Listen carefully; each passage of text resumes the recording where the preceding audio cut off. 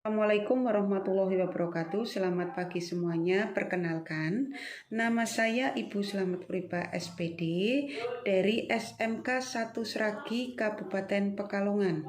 Apa kabar semuanya? Mudah-mudahan pada pagi hari ini semua dalam kondisi baik-baik saja, sehat-sehat saja, sehingga bisa melaksanakan tugas aktivitas seperti biasanya tanpa kurang suatu apapun. Pada kesempatan yang baik ini, marilah kita bersama-sama belajar mengenai berkaitan erat dengan program Gulu Belajar seri Asesmen Kompetensi Minimum. Apa sebenarnya AKM tersebut? Untuk membahas tentang itu, kita menjabarkan tentang AKM. Lebih dulu kita kenal yang namanya Asesmen Nasional. Asesmen nasional adalah asesmen yang dilakukan untuk pemetaan mutu pendidikan pada semua sekolah, madrasah, serta program kesetaraan jenjang dasar dan menengah.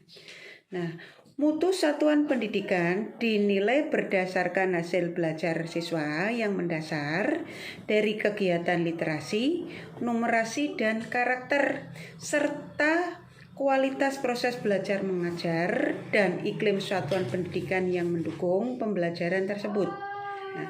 Informasi ketiga hal tersebut diperoleh dengan adanya tiga instrumen utama, yakni satu, berhubungan langsung dengan asesmen kompetensi minimum, yang kedua tentang survei karakter, yang ketiga tentang survei lingkungan belajar. Apa itu asesmen kompetensi minimum? Menurut Badan Penelitian Pengembangan Perbukuan Kemendikbud mengenai asesmen kompetensi minimum, bahwa AKM merupakan komponen atau penilaian kompetensi mendasar yang diperlukan oleh semua siswa agar mampu mengembangkan kompetensinya, terutama kompetensi diri dan berpartisipasi positif pada masyarakat. Ada dua kompetensi mendasar yang didukung dalam AKM, yaitu pertama, adanya kegiatan literasi membaca, adalah kemampuan untuk memahami, menggunakan, mengevaluasi, dan merefleksikan berbagai jenis teks tertulis. Yang kedua adalah numerasi matematika, adalah kemampuan berpikir menggunakan konsep, prosedur, fakta, dan alat matematika. Baik pada literasi membaca maupun numerasi, kompetensi yang dinilai ini mencakup ada tiga hal. Satu, mengenai keterampilan berpikir logis sistematis. Yang kedua, penilaian ini ditujukan untuk keterampilan bernalar dengan menggunakan konsep serta pengetahuan yang telah dipelajari. Yang ketiga adalah keterampilan dalam memilah serta mengelola atau mengolah berbagai macam informasi. AKM tersebut menyajikan masalah-masalah dengan beragam karakter yang diharapkan bahwa siswa mampu menyelesaikannya dengan menggunakan kompetensi literasi membaca dan numerasi yang dimilikinya. Adapun tujuan pembuatan asesmen literasi membaca adalah untuk mengukur kemampuan siswa dalam memahami, menggunakan, mengevaluasi, dan merefleksi berbagai jenis teks.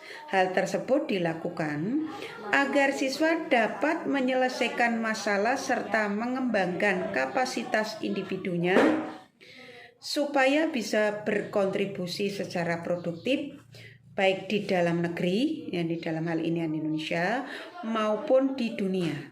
Sementara itu, dalam asesmen numerasi ini berguna untuk mengukur kemampuan berpikir dengan menggunakan konsep, prosedur, fakta, dan alat matematika. Adapun komponen asesmen kompetensi minimum ini adalah untuk menjelaskan mengenai komponen dari asesmen literasi membaca dan numerasi. Kemendikbud telah membaginya berdasarkan ada tiga hal pokok. Yang pertama berhubungan langsung dengan konten. Apa itu konten? Nah, berdasarkan konten bahwa asesmen literasi membaca menguji beberapa teks yang bersifat informasi maupun fiksi, sedangkan asesmen numerasi menguji bilangan, geometri dan pengukuran data dan ketidakpastian serta aljabar. Yang kedua adalah proses kognitif.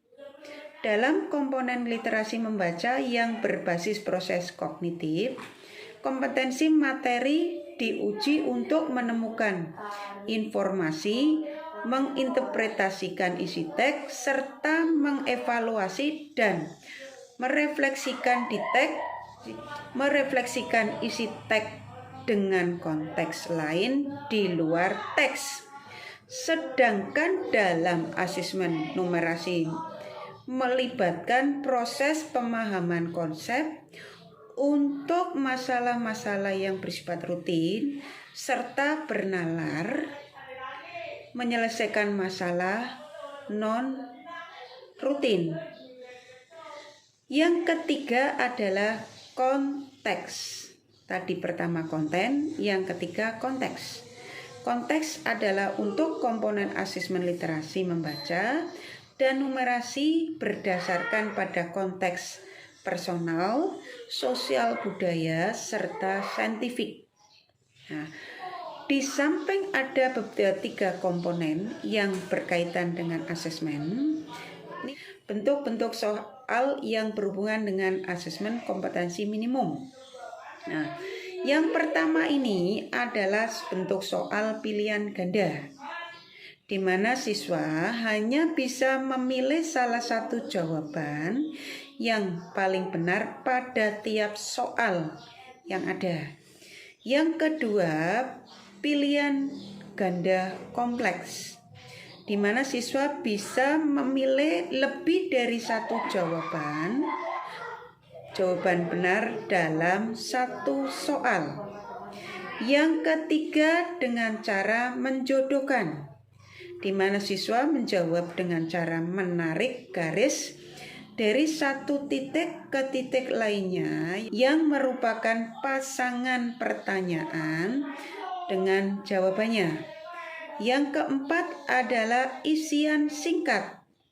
Nah, siswa bisa menjawab yang berupa bilangan, kata, untuk menyebutkan suatu benda, tempat, atau jawaban pasti lainnya. Yang kelima adalah uraian, di mana siswa bisa menjawab soal yang berupa kalimat-kalimat untuk memperjelas atau menjelaskan suatu jawaban. Itu contoh. Yang kedua, asesmen kompetensi minimum. Instrumen yang kedua adalah survei karakter. Nah, terkait dengan survei karakter tersebut akan dijadikan sebagai tolak ukur agar bisa memberikan umpan balik atau feedback di sekolah-sekolah agar dapat menciptakan sebuah lingkungan sekolah yang membuat siswa atau peserta didik lebih bahagia, menyenangkan, lebih kuat dalam memahami dan menerapkan asas-asas Pancasila. Sementara dalam survei karakter tersebut dirancang untuk mengukur capaian peserta didik dari hasil belajar sosio-emosional yang berupa pilar karakter untuk mencetak profil pelajar-pelajar Pancasila. Dalam hal ini ada 6 indikator di mana siswa atau profil pelajar Pancasila, yakni yang pertama memiliki akhlak yang mulia atau berakhlak mulia. Yang kedua memiliki kreativitas. Yang ketiga memiliki sikap gotong royong. Keempat, kebinekaan global. Yang kelima, bernalar kritis. Yang keenam, memiliki sifat kemandirian. Itulah instrumen yang kedua. Kemudian yang ketiga, ada survei lingkungan belajar. Instrumen survei lingkungan belajar dikerjakan oleh siswa, guru, dan kepala sekolah untuk mengukur kualitas berbagai aspek input dan proses belajar mengajar di sekolah maupun iklim yang menunjang pembelajaran di sekolah. Demikianlah 3 hal atau 3 instrumen utama yang berkenaan dengan asesmen nasional. Jadi saya bisa ulang. Yang pertama tadi asesmen kompetensi minimum, yang kedua survei karakter, dan yang ketiga adalah survei lingkungan belajar. Ya. Kemudian siapa saja yang menjadi responden? Yang menjadi responden dalam responden siswa dalam AKM. Nah, di mana responden siswa ini dipilih secara acak. Ini menurut Kemendikbud bahwa dalam pelaksanaan asesmen nasional, responden siswa dipilih secara acak dengan jumlah maksimal 30 siswa untuk tingkat SD atau MI, kemudian 45 siswa, maksimal 45 siswa untuk SMP atau MTS, dan maksimal 45 siswa SMA SMK di satuan pendidikan. Sementara responden satuan pendidikan kesetaraan adalah semua warga belajar yang terdaftar sebagai peserta ujian kesetaraan paket A untuk kelas 6, paket B untuk kelas 9, serta paket C untuk kelas 12. Demikianlah informasi yang bisa saya sampaikan. Semoga bermanfaat bagi kita semua dan terima kasih. Sa'airi billahi taufiq wal hidayah. Wassalamualaikum warahmatullahi wabarakatuh.